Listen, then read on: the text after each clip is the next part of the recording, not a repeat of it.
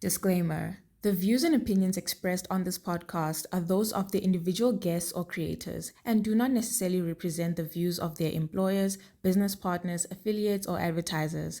Any opinions, advice, or statements made on this podcast are not intended to be taken as fact or professional advice. Please consult a qualified professional before making any decisions based on the content of this podcast. Hi, everybody. Welcome to Untapped Azania. My name is Maureen, the even the queen, the even the princess, or Pinura the answer, whichever one you prefer. Welcome to another episode. I do not chill alone. I chill with the one and only Mash D. How you doing, Mash D? I'm fresh. My fresh just get fresher. What's the mood? What's the temperature? You know, the diamonds are productioning. They're productioning. And the pressure? No pressure at all. Oh, hey, No nice. It's pressure a at nice all. week, ne? Hey, it's not a nice week, but I just mean like, hey, there's no reason to complain if there's nothing to complain about. Okay, fair enough. Fair enough. Welcome back once again. If you're new here, welcome. Like, subscribe. Let us know what you've been tapped into so we can tap into that as well. If you're returning, what have you been waiting for? Like, subscribe. Let us know what you've been tapped into. Hit us up on our socials. Do anything to get in touch with us so we can hear what you're tapped into so we can tap into that as well. But without wasting any time, my dog, what have you been tapped into?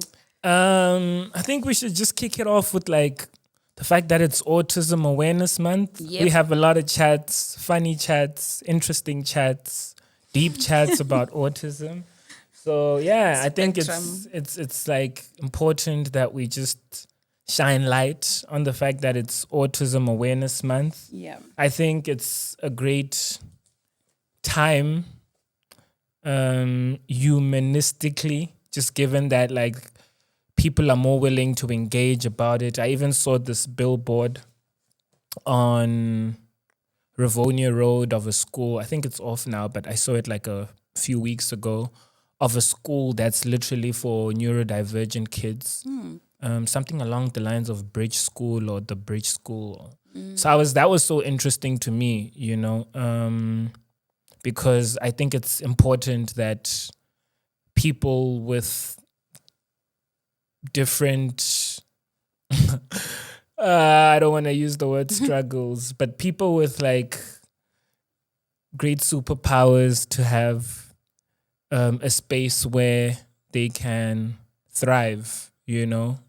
So yeah, I think it's an amazing time to just be alive and live in a moment, in a space where the light is shone on people that live with autism and people on the spectrum, you know.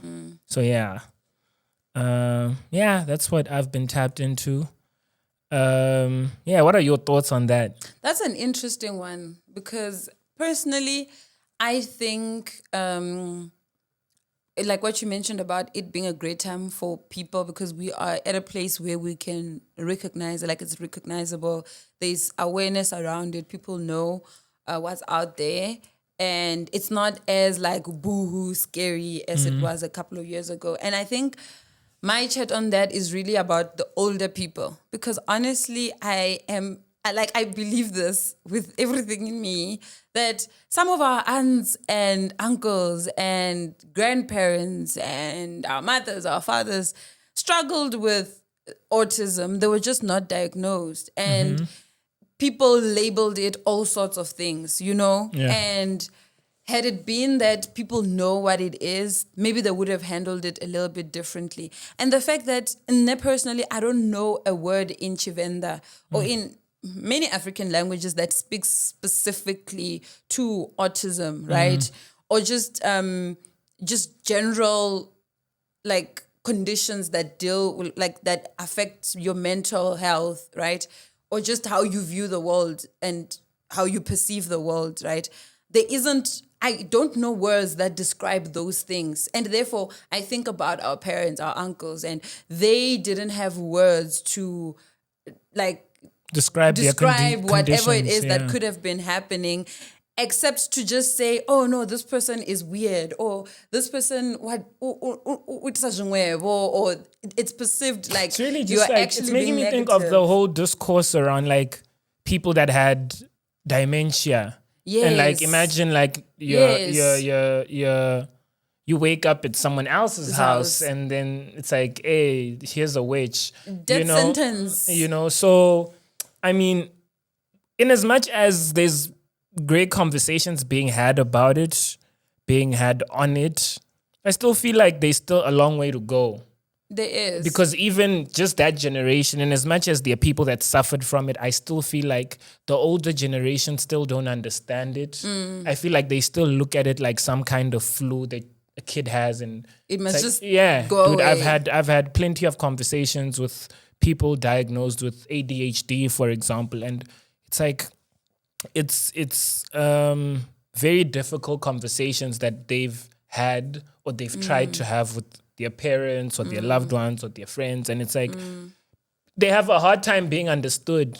It's just like, okay, so what must I do? The running joke online where it's- people make yeah. videos and they're like, after you've told your mom that you have been diagnosed with like ADHD or something, and she comes and she's like, yeah, when I got the ADHD or rifule mafastere or no, or like, Yeah. you know, you Yeah, that's the thing. read me, That's you the know, thing. that kind of thing. So it's like, yeah. it's so I think the reason why I think it's important that the light is shone is so that people have a safe space even outside of their homes, because for a lot of people, home is not safe. Yeah.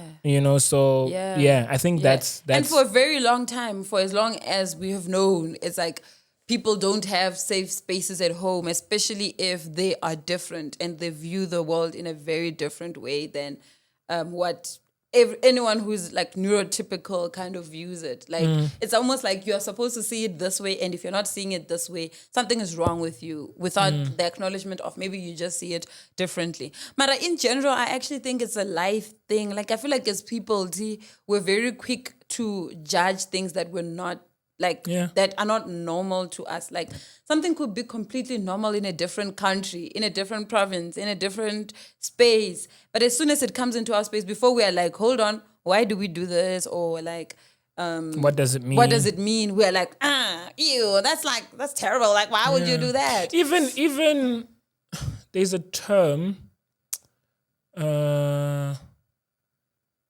supremacy, right? Which is like, if you're high functioning autistic, like the Elons of this world, right? It's like it's called Asperger's, right? So but it's like that term isn't used anymore, like the Asperger term, because like the Asperger, the actual doctor that came up with it, was a Nazi. So it's like, people don't. It's like the more politically correct way to say it is just high functioning autistic, because you have autistic people that need help with with everything, and then you have autistic people that are considered hyper intelligent, right? So the thing about supremacy is just this supremacist ideology that is placed on people with autism and are high functioning, where it becomes problematic when people are just like,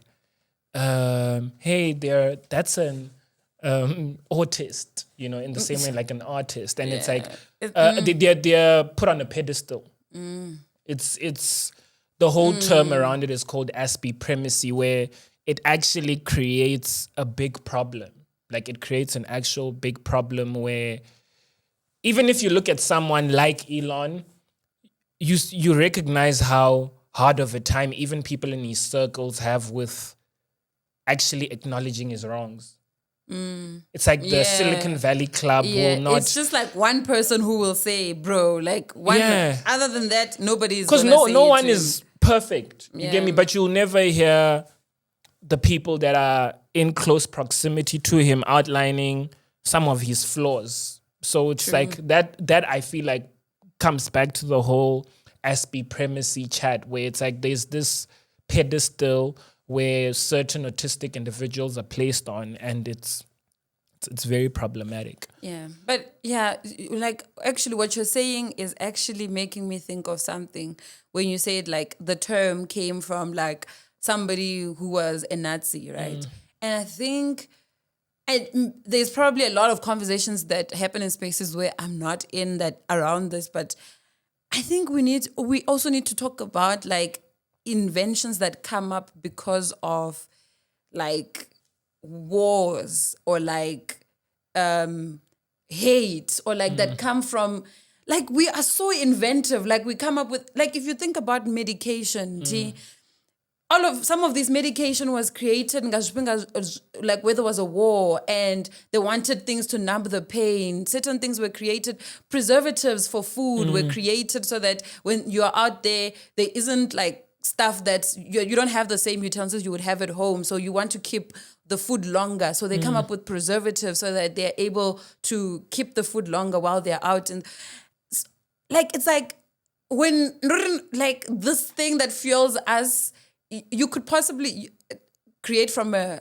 nice positive vibes perspective, but it's almost like rage and hate and this cause of like causing pain and inflicting pain to other people fuels us in a way that's just so different. It's like the difficult times create great men.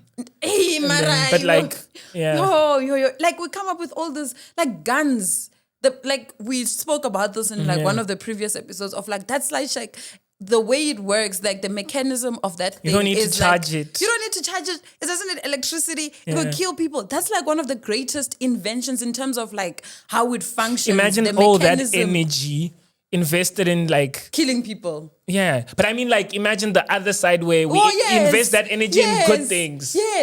Yes, right. Mara, like I saw this thing where they were talking about how AI is helping with early detection of like breast cancer. And it's like, yes, can we please use AI for that? And like, not to replace our jobs, you know? So yes, dude, like we have great inventiveness, but one, it comes in difficult times, but also two, we channel it in a lot of times the wrong ways. Yeah. Yes. And that's just what I'm thinking about. But yeah, Autism Awareness Month, yeah. Big one. Any other thing, madam? Yeah, on a much lighter note, you know, something wild happened recently, right? So I'm taking a walk, just like a normal walk, in the morning, like not early morning, like late morning, and I bump into this homeless guy, right? And he's like, I greet him, and then he greets me back. I pass, and then as soon as I pass, he's saying something, but I can't hear. I keep saying, "Yo, what are you saying? What are you saying?" Until I was like, "Okay, this guy is actually having an actual conversation." So I turn back and I'm like, "Yo, what's up?" And then he's like, I do know he was homeless, to be honest, because he's one of these recycling guys. So he was picking bins and stuff. But then as soon as I start having a conversation with him, he's like, "Hey, bro, no, I was just saying that we'll make it out, bro. Like, we'll be fine. Like, people like us." I was even I was even telling some other homeless guy. I swear. I was even telling some other homeless guy that, bro, we'll be okay. I was like, God damn, you know, do I need a haircut? Do I need to shave my beard? Bro, I was dressed in Nike sweatpants. I was like, bro, like, what's up? But that was so funny to me. It made my day. It was such an interesting thing. So I just thought I should bring it up. People like us, bro. And it made me think, like, in the beginning of the year, you remember when I shared that thing where it was like, I want to be more like Jesus these days, hang out with the homeless people, hang out with the dejects and the people. And I was like, yo, man, you asked for this. You know, you pray for this. You pray for this. Yeah. Yeah. That's hilarious. Yeah, I'm so sorry. Yeah, it is hilarious, man. It is. That is so funny. But it's almost like what we do with God sometimes. Yeah, like I pray for this. I saw a video of this lady talking about how God graced her to take care of her husband while he was cheating on her. So she would fold his clothes when he's going to see like his side chick. She would iron his clothes out and she'll still serve him well. And people were on the comments and she was saying like, I was graced by God to do that. If you're not graced for it, like just don't do it.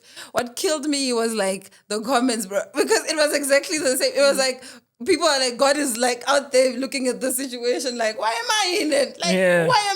Yeah. why am I here? Yeah. But yeah, Shay, Crazy. man. Yeah. Anything else, my dog? I don't know if I want to talk about this, but I'd like to hear your view actually. Wait, let's go. Did you see the boy child discourse on Twitter? Oh, I caught a bit of it because I've caught Yeah, because I also don't it. know where it stemmed from, but I saw like conversations around the The boy, boy child child. is left behind. The boy child is not at the church. The boy child is not there. Yeah, what do you think of that? What do I think of that? I mean, I I was just think- I was also just happy like now I'm just a boy child. I'm just a boy. A boy child. I'm gonna use that one straight I'm up. just a boy child. Yeah. You know what? I think the energy we place on. I'm trying to not compare it to the girl child, right? I'm just trying to look at the boy child as the boy child, separate from the girl child. And I think that the way we raise the boy child is to make them violent, or we nurture their violence. And that is evident in how how our communication to them, how we motivate them, right? Okay. When we motivate boys, we are like, go make a killing, like the wedding around it. I sent you a video about this earlier this week. Like, go make a killing, go break a leg, go bomb on them, go wild, go, you know? It's almost like we cultivate this culture that to be a boy, you have to be violent, you have to be aggressive, you have to be just all sorts of things, right? And in our communication, maybe we don't intend to make that child think like they need to go and cause chaos around the world. But I feel like in some way connects to how boys go through the world and the things they are exposed to and how they end up in situations where it's not as favorable, right? Like, because if you say, go make a killing, whatever, right? And you think about how many murders are just men killing each other, not even men killing women, just men killing each other. The stats are so high. Yeah, they're higher than men killing women. Right. But you're not intending, when you say go make a killing or go break a leg, you're not intending But subconsciously that's registering. But it is registering, right? It's like, go break a leg. Boys fight over, you stepped on my toes. So now we're fighting. You're in the club, somebody steps on your toes, or like Saul the other day was watching Podcast and Chill, and he was talking about how Maglera was mad at him because when he hugged him, he kind of I picked thought him that was up, hilarious. and he was like, "Yeah, it was a funny I'm gonna thing, start right?" carrying. I'm But tall that's enough how to start fights carrying start. guys. That's how I'm gonna fights. purposefully start carrying people because I'm tall. You might catch a slap. Yeah, but for me it was hilarious, man. Like it was very fragile. Type masculinity. But it's like in certain spaces that's enough to get you killed. Because why are you disrespecting me? I'm a man. Like, you can't do that to me. But girl children are picked up all the time. Like, if I hug my girlfriend and I pick her up, it's not like, oh, you're picking me up type thing. But like with guys, it's like, you are supposed to be strong and masculine and this.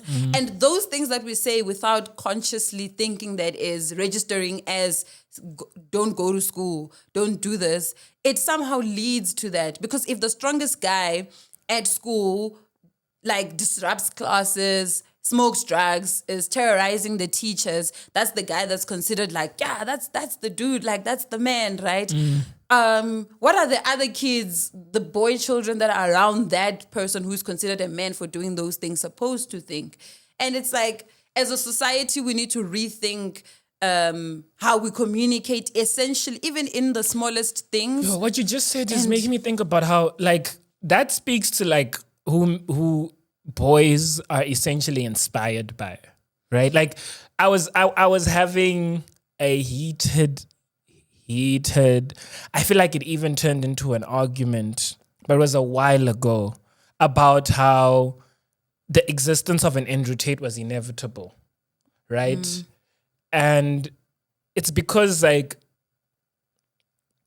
I think there's the whole. I think men or guys there's a lack in terms of good inspirations to look at. And it's not that they don't exist, they're just not out there. You need to make an actual effort to find it. them. So I think women that are worthy of being looked up to are out there. Yes. You know, and And they're then men, celebrated and yeah. they're put on specific Yeah. pedestals, you know? Men that are worthy of like of being looked up to, they're not out there. You And need you're to seen as actually. simps. You need to. Yeah. Seen as like, Yeah. like, That's also a thing. That's also a thing. But beyond that, I just also feel like they're not out there. You know, they're not. put on the same pedestals. Or Yeah, but they're also not they're published. also not out there. I don't think it's a male thing to actually. Just go out. Yeah, bro. Like I think with guys, it's more like, bro, I'm just making my money. I'm existing. existing. I'm a provider. Like for I think that's more important than, yo, I need to be seen. I think women like being seen, bro. Yeah. But that's also how Which is good. We can go back to the girl child, and we can go back to how, at least on my side, it's like a reference of how Eve came into the picture. You know, like it's like you kind of are designed to be seen.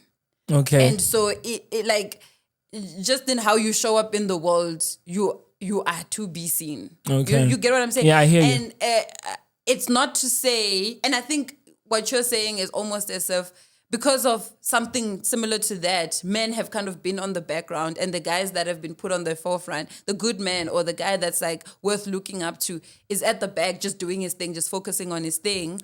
And then the guys that are just like, yo, I just had a thought, an intrusive thought. Yeah, but like, Let it win. actually, okay, This maybe is your brother's chat, actually. Wait, let me Let say that this. intrusive thought Let win. me say this.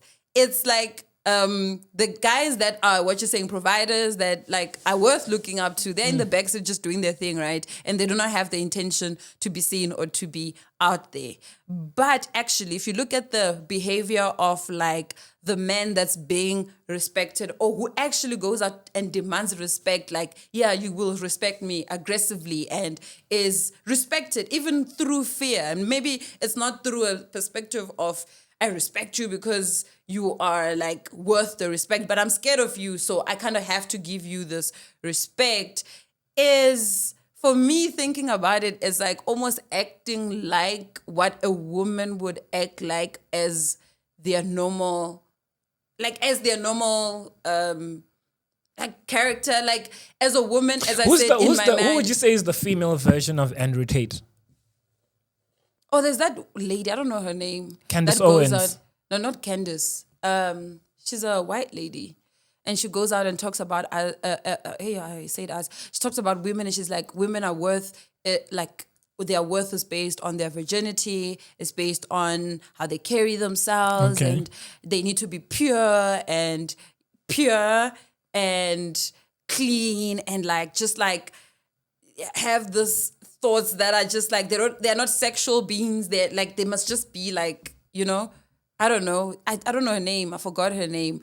But she speaks about that. Like once you have sex as a woman, you shouldn't be thinking like you're not worth marriage, basically. And to a man, you're not worth anything. So I think that's but I mean, people like that, in my view, I think there's like everything on social media, you need to take it with a pinch of salt. There's certain times where I feel like they're making a point that makes sense. Certain times I listen to it and I'm like, if you were to apply what you're saying, it's just trash. Like it does not make sense. Biologically, scientifically, it does not make sense. So what you're saying is nonsense. Yeah. But with everything, like even with Andrew Tate, it's like Andrew with Tate everything. cooks sometimes. Andrew Tate cooks sometimes, Yeah. but there are times where I'm like, bro, like Yeah, most times, it's like you are talking nonsense. So yeah, Mara, back to that thought. It's like I was trying to explain that, like, as women, it's almost like we are meant to be seen, or maybe culture, socially, we're structured in such a way that you need to look beautiful, you need to dress well, you need to be like this and like that. And so you are meant, that's why there's like female beauty pageants are like a big thing. They make a lot of money. They're based on that thing, right? But I sometimes feel like in situations where men act like they want to be seen and they want to be like, da da da da, it's almost like a female characteristics that comes up. And I don't know if it's right or wrong, but I feel like the guys that you're talking about that are good role models should have a bit of that as well. Like they should also be like, I'm going to go out there and I need to get this major, actively do it, because the guys that are actively doing it are not the guys that people should be looking up to. I don't plan to have this like conversation. I don't want to have this conversation but I'm going to have it either way because we actually went into it like deeply. I thought you're just going to share your thought and we're going to move. But from just looking at the discourse, what I got was like, and there were women that are proper allies, mothers that are, and a lot of it was mothers. So you could tell, okay, she's got an incentive because she's got a boy child. Like, what do we do to the boy child? But for the most part, dude, I could tell that like women don't care. They don't give a fuck. But they don't give a fuck, I have right? a thought on that. And my personal just like concluding thought based off of what was happening was like, we need to just take it upon ourselves, bro, to fix the young men. Like it's just on us. For the most part, it's men need to do it for men, bro. Yeah. The young men need to fix. I mean, the old men need to fix the young men. And they need to fix themselves and then fix the young men.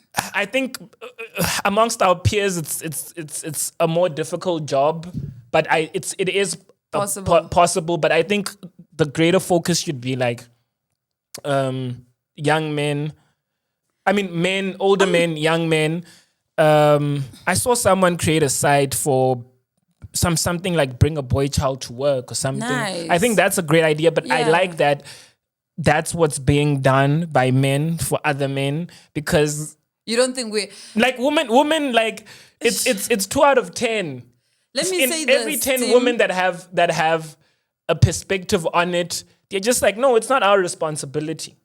Right? And it's like, I can't attack women for feeling like, yo, it's not our responsibility. In as much as I think that, I think what I think. In as much as I think what I think, I don't think that it's fair to rebut that.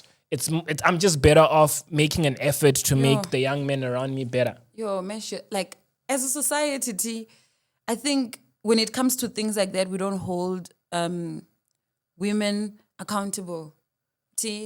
Because I think there is women who perpetuate. Do you know women? Can you hear me out? Okay. There's women who perpetuate certain behaviors by men. Like there's women who will say like act like a man, like what I was saying now. It's almost like you're exhibiting female characteristics or whatever. It's like, yo, act like a man. Like, why are you crying? Like, yeah, you can't cry. Why are you not doing this? Like, men don't do that. You need to act like a man.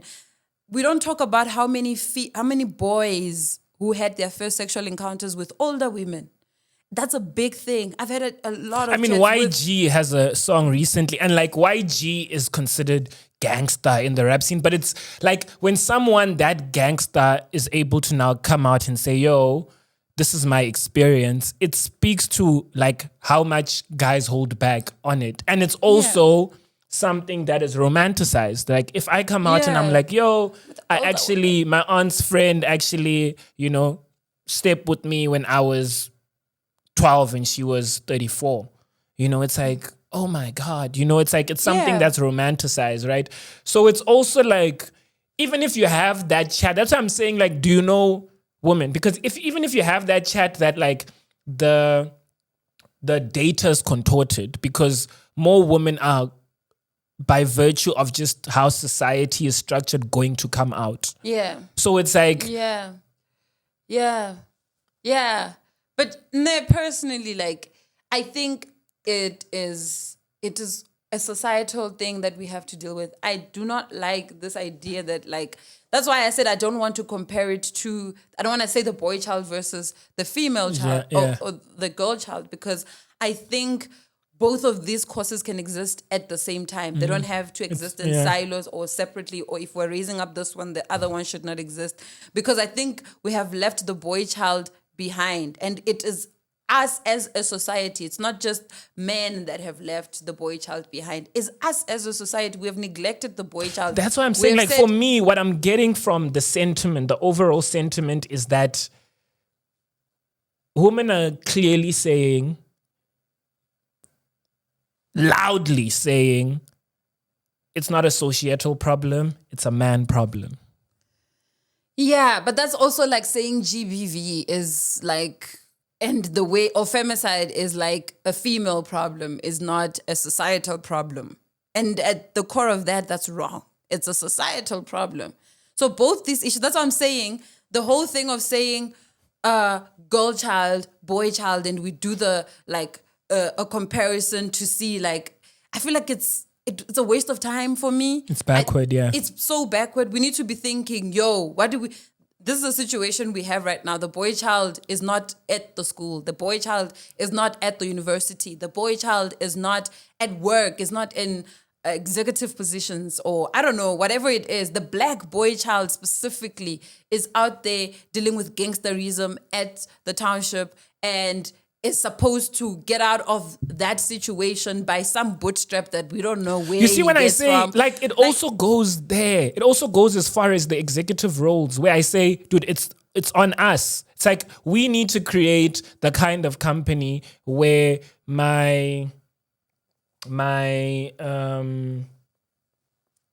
what's the right word for planning for my successor? What's the I know what you mean. Yeah. I forgot. But where it's like, I have set it up for the black boy, you know? I forgot the name, but I hear what you're saying. Yeah. It's like, so because even if you look at corporates, right? Like white-owned corporates, I think that deservedly so, to a great extent, women are being put in a lot of positions of power, and sometimes it's positions where a black man could slightly be, where you actually look at the company and you see how long that woman's been in the role prior to her becoming CEO, and like a man's been in a similar vice president role, say at an investment bank, in the same company, perhaps even longer. But every time, it's always going to be the black woman that gets the role, right? And I think that it's not wrong that the woman is getting the role, but I feel like at scale, it's detrimental to the black man at that level. And that's why I say, even at that level, it's our responsibility. I swear to God, like, that's what happening. Saying. It is happening, but it's like, I think it's a difficult chat for me to think of, or maybe not think about, to have. Succession plan is the word. Yes. Yeah, I was looking for. Because I think that touches on, like, just because I think in the corporate space, right, the way society views black men and the way society views black women in the corporate space is a little bit different. I think corporate views black men and black women probably a little bit differently from what the society currently sees, right? For example, I think for the longest time, the black man would have been the preferred BEE, black person candidate to take over in executive positions, right? It's not until it was like, but hey, you have a BEE kind of fitting executive team, but there are no females in this team. So you have all the represented, from a racial perspective, you have all the races maybe represented on the board. So the reactionary thing is very aggressive. It's very extreme. It's almost like it's a reaction to that, but the reaction in its way is like extreme. And it was so. It's a thing I think about a lot, because it's very. I am pro women getting the positions they deserve. 100%. I need us to be in spaces where we couldn't be before, mainly based on the fact that we are just women, right? If I'm qualified and I have the right qualifications and I've put in the hours, and you are putting me next to somebody else who has put the hours, and if you were comfortable with giving the next person the position with the same hours that I've put in, with the same background that I've put in, you should be comfortable to put me in that position as well, regardless of whether I am black, white, green, yellow, purple. And now I needed to be a specific focus on the team, the marginalized groups, because they didn't have that opportunity. I need them to have those positions. But I'm saying it's difficult for me to have that conversation because it's almost like you are now backtracking from what you've been saying. Because we're not saying put any black female in this position. Just take a Maureen from and this is not but also this is not to say, from my point of view, just so I'm clear, this is not to say you don't see deserving women in those roles. I'm just saying that at times there'll be a more deserving black man. Yeah. At times. Yeah. But it's also like, we've had this conversation before where I'm like, I didn't have the opportunity to be skilled up. There weren't many black women who were like, hey, Maureen, come with me. I'll take you through this journey for me to be able to have like 20 years of finance experience, but it's the for same. example. That's the same with black men. Because if we look at I swear, if we look at black success stories, especially in the context of like CFAs, chartered accountants, actuaries, it's new across the board. It's the same. It's not the same, but it's very new. They want. It is new. They want. It is new. It's very unlikely that someone my age that just qualified as an actuary had a black actuary male mentor. Fair. You know, same way but in that, even in that context, right? You probably have more chances of having a mentor as a black man who's an actuary than you are as a black female. Yeah, you do. So that's what that thing is trying to address. I just think in some instances it's taken to the extreme.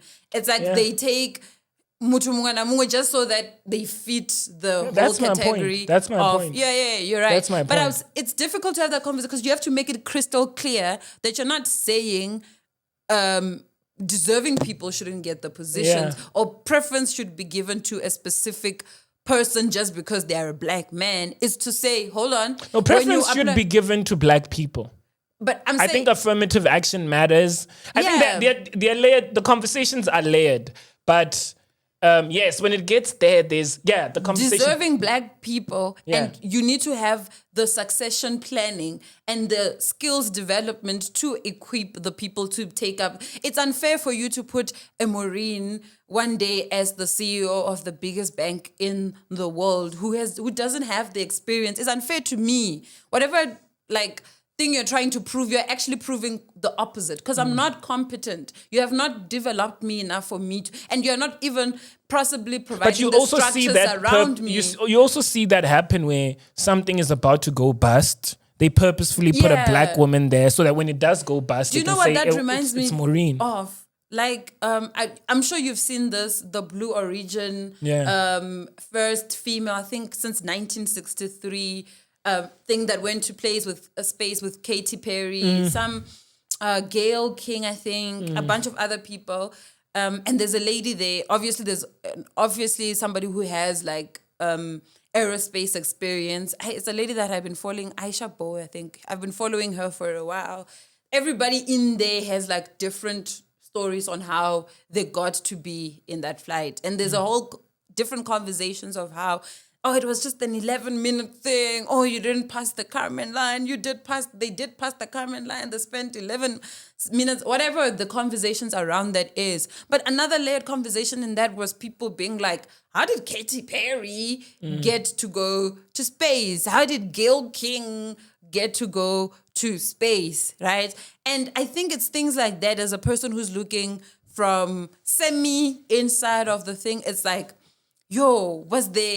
why does it have to be a Katy Perry or a Gail King or, these famous people? Wasn't there deserving black astronauts or Aspiring whatever, astronauts, yeah. aspiring astronauts that could have been trained up or given this Astrophysicists, you know. astrophysicists that could have been doing research. I mean, there was one or two people I need to look up who what their purpose was, but I know Aisha, who was the person that was leading it.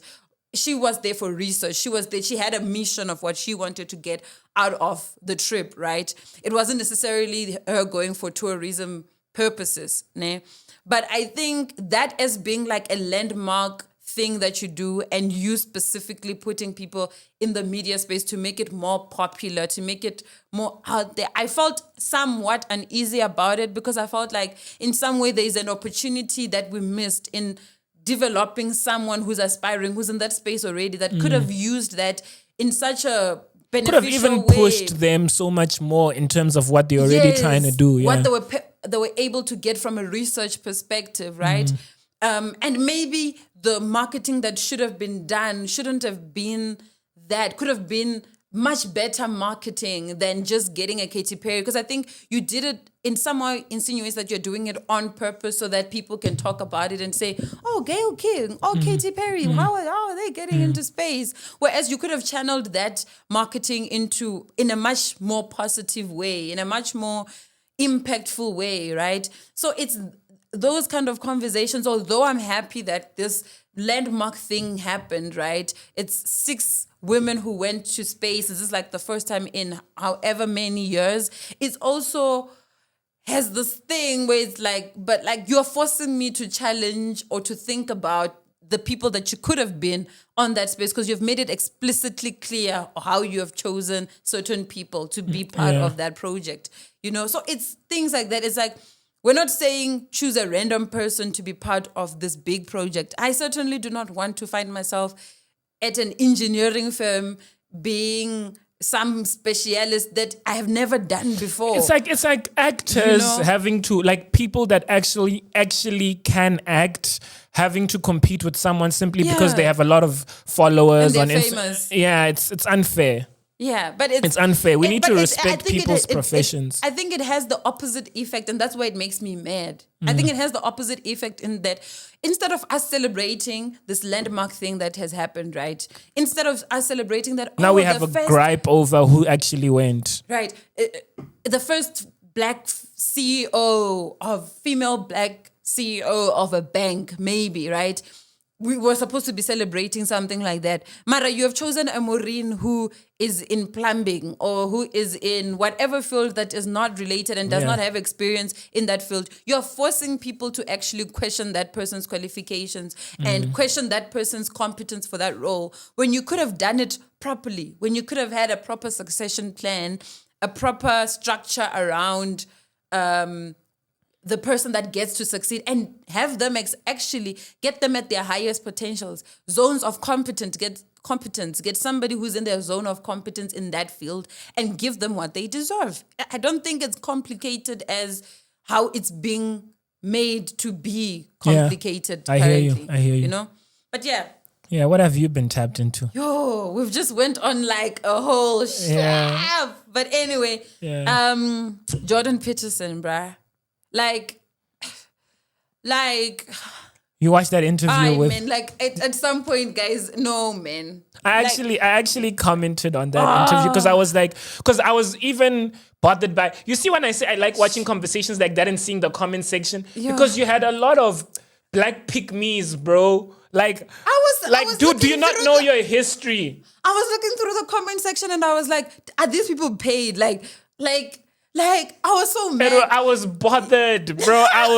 This is me, right? So one of the people who are within, this is why it's important to let us know what you've been tapped into so we can tap into that as well. Like someone from our community sent me the video. I think they were watching it at like maybe just hours after it dropped. Yeah. They sent it to me. They're like, hey, I was watching this interview. I think just have a look at it and let me know what you think. And I was like, oh, great. So I I went onto that thing and I'm like, oh, okay.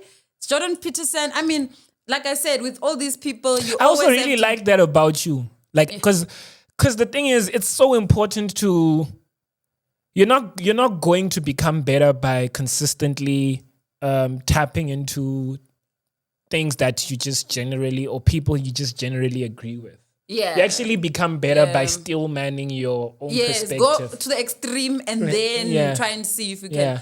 So this is me. I'm like Jordan Peterson. Is what I'm saying. Like with all these people, Bo Andrew Tate, all these Candace Owens, everybody, you always take them with a pinch of salt because these are people and they have their own views. Sometimes they'll say things that make sense. Sometimes they'll say things that are just like outlandish, that's just wild. You don't agree with. So I'm like, okay, Jordan Peterson, you have this AfriForum guy. And he introduces as well. He's like, this guy has done research. He's written a book about this. I'm really interested in like finding out what he's like, what his views are. And, starts the conversation. And like, it's like 10 minutes, like just a few minutes into that conversation. Even Jordan Peterson started by, I'm not going to bite around the bush or going straight into it. I was just like, do you know what, ne? My observation there was, these days when it's extreme discourse, like whether I'm talking to someone or I'm seeing people engaging and someone gets triggered, right? I try my best to figure out what's being said and the unsaid. Like what are people trying to get out of this? Beyond the response they're trying to evoke, what are they trying to tell people to just subconsciously adopt that is not real, or that could be real, but it's like because you could be teaching kids something, right? And like now you go funde zolangwana to be respectful, and then you just do it in a different way. You're not saying this is respect, but hey, which is and then you basically also teach it like in a cultural way. All that, right? And then you're actually just teaching, you're teaching them how to greet, but you're essentially teaching them how to be respectful and to ensure that every time when there's a visitor, the parents are going to be sitting in the living room and then they're just going to pass and go to their room. Like they're going to greet, right?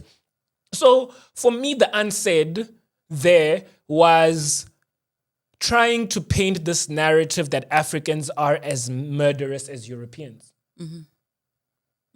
We're just as violent and we invaded spaces.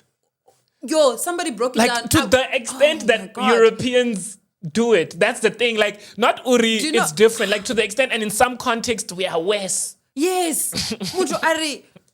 Wait. Like I was so shocked. This guy is like the Khoisan have like closer. They're closer relatives to Asians than they are to Africa. They're not Bantu people. They're not Bantu. They are not Bantu Bro, people. Even the chat that Bantu, like the term Bantu sparks racial tension in South Africa. I'm like, people need to go outside and smell the coffee. Where will you say Bantu and people get pissed? But I was so pissed. Like I usually like I'm able to sit through things and especially, and do you know how hard it is for you to sit through? I had an idea of who I was gonna disagree with in the conversation. And as much as I probably disagreed with that person, that person was not the person that made me mad throughout that conversation. It wasn't like I was mad at the fact that as a person I know he goes into conversations with a view that he wants or he has in there, and he wants the person who's there to kind of prove reinforce him otherwise it, or reinforce it, whatever it is that the person is there. But I'm just like, that's like what he did in that interview is dangerous, because it's not just about you having discourse about principles or just like things that people could take as right or wrong that are just like whatever. It's whatever you decide, right? It's not important. It's also like there's scientific evidence, like it's wrong from a scientific perspective. It does not make sense. It's wrong. And you are reinforcing that idea. Just a little research could have given you more information into that thing that you were looking at. And the amount of comments that were just like leaning towards what was said there was so like people take things at face value so much. It sucks. I was like, are these people paid to like push open this a narrative? pamphlet, bro? Like I was, so that got me worked up. I hear you. And I feel you. Yo. but it's also to say again, I love it when people share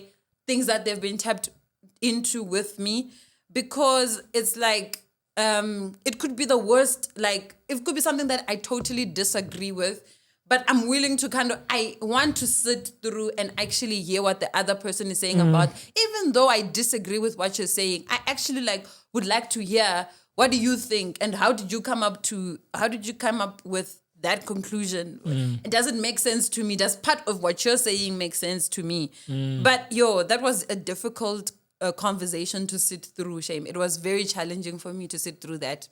But on the other side, I think the other thing I was tapped into, and the past thing have been reinforcing in my life, is just the beauty of community. It's just the beauty of giving purpose to life, to your life, because life in itself does not have purpose until you give it purpose. If you choose that you are a spiritual person, if you choose that your purpose is to build the biggest and the most beautiful structures that the world has ever seen, if you choose that your purpose is community, I think go with that full force. Your daily decisions, ask yourself, does this reinforce what I think is my purpose in this life? If you have chosen to follow Jesus, or you're Muslim, or whatever it is that you've chosen to follow, does my life decision right now, do my life decisions reflect this thing? And I say that because it's not always convenient to make decisions that align with the purpose you have chosen.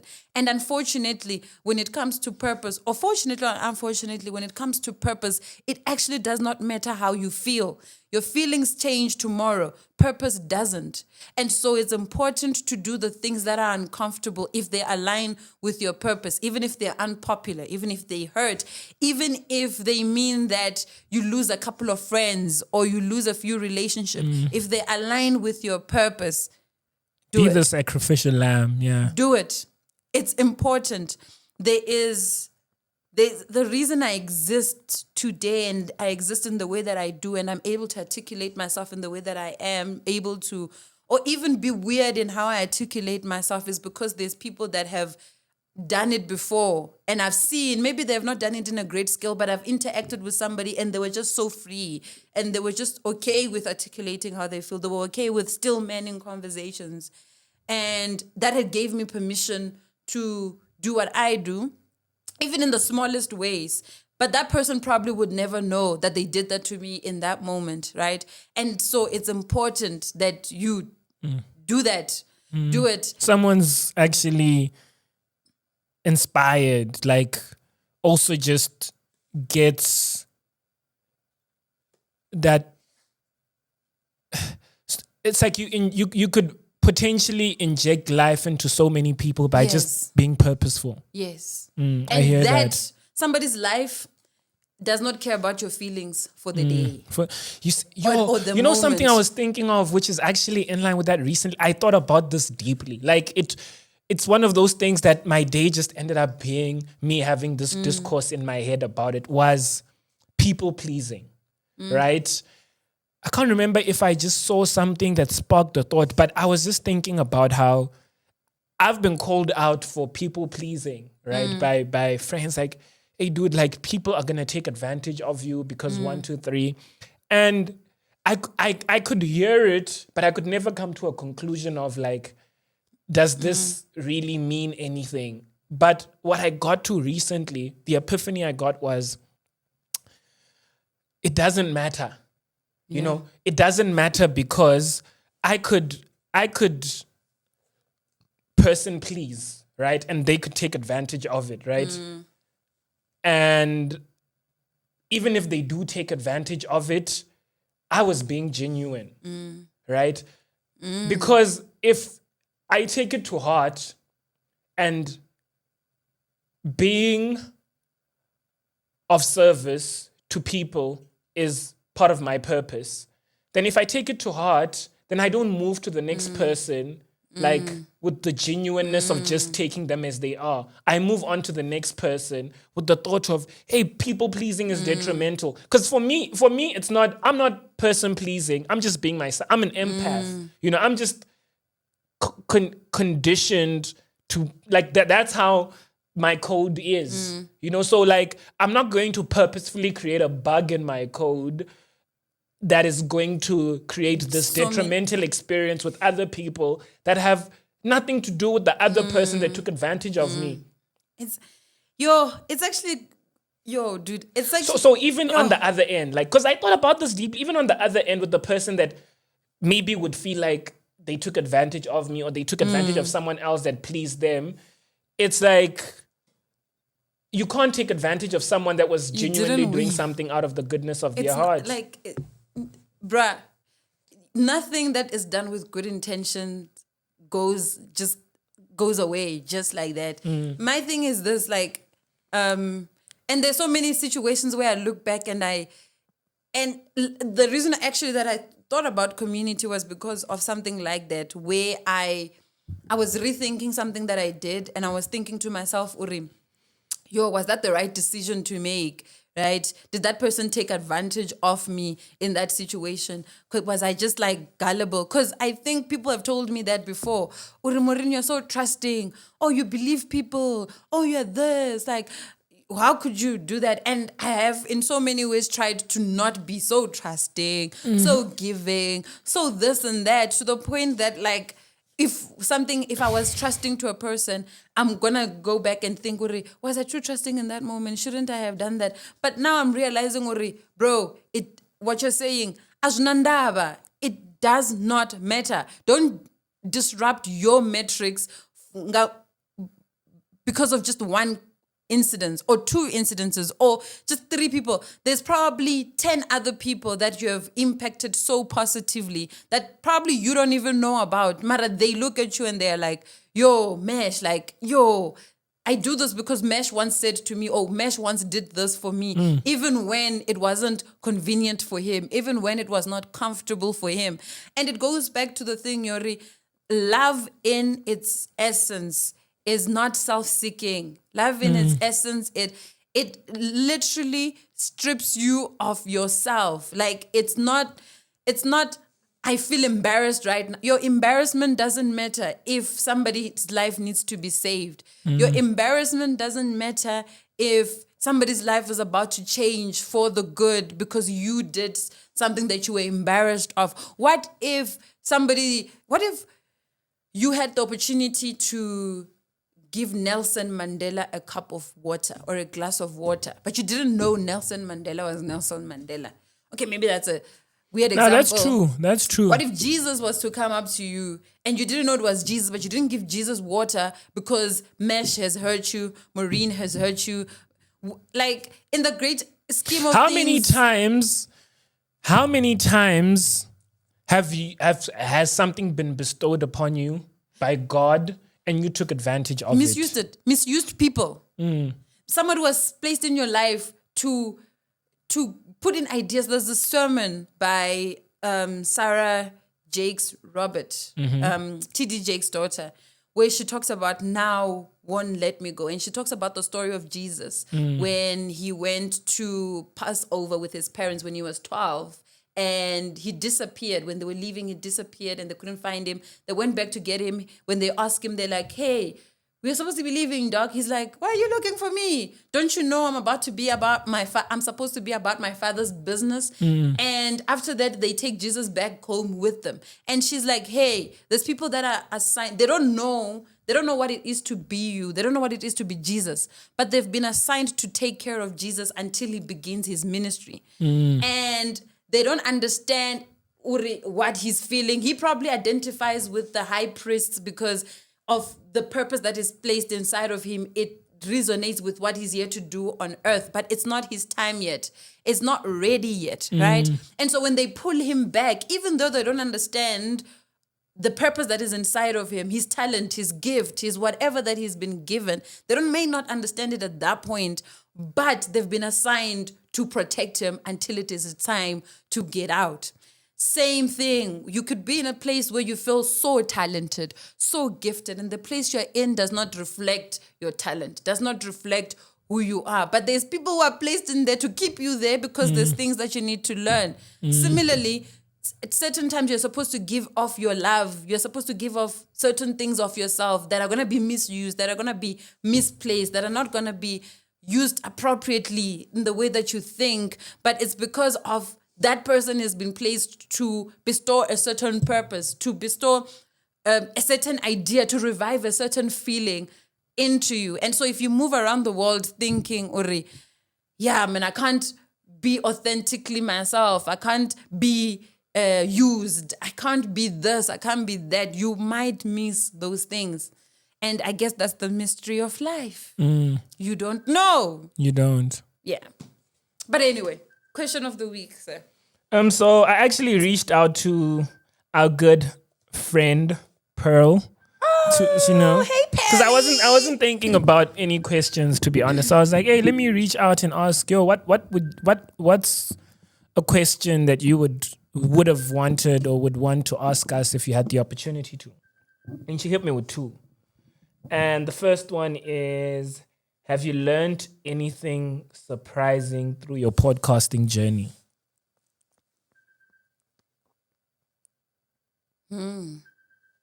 Yeah.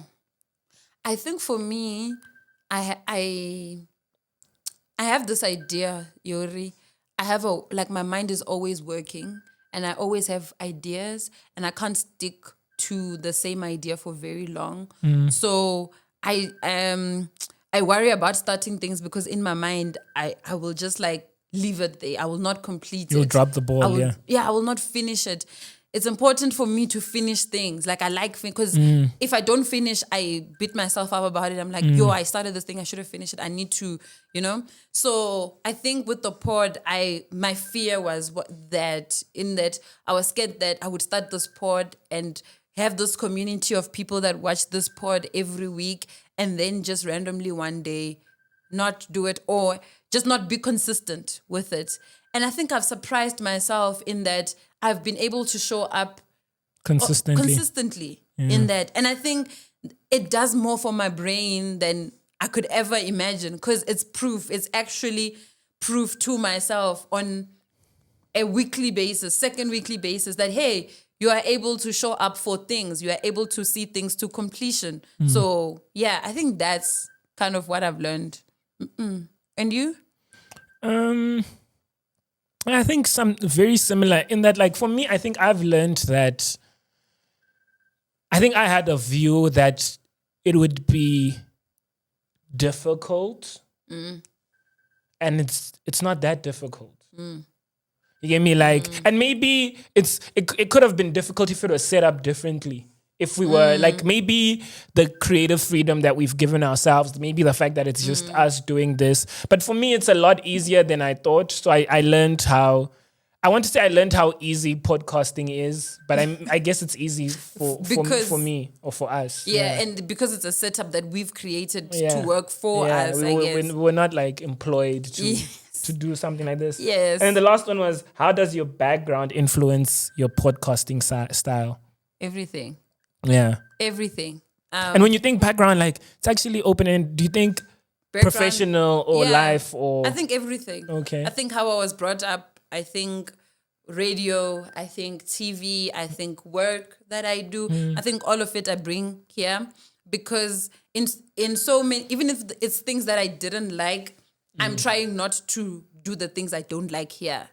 So it influences how I show up in this place. Where I've encountered something that I really like, I try to bring it here. I speak about my experiences here. So I think it's everything. I come just as I am, and I think that's part of the reasons or things that surprised me about the pod is like I thought we would get a lot more hate than we actually got. I think, and probably it's because the audience that would probably hate on this have not seen this and it hasn't gotten landed on their space. But I actually thought we would have a lot of hate and a lot to deal with at this point, but it hasn't been that bad. Yeah, no, I agree with that. I think with that we can just I agree with that. Yeah. All right. With that said, ladies and gentlemen, it's peace sign for the peace out.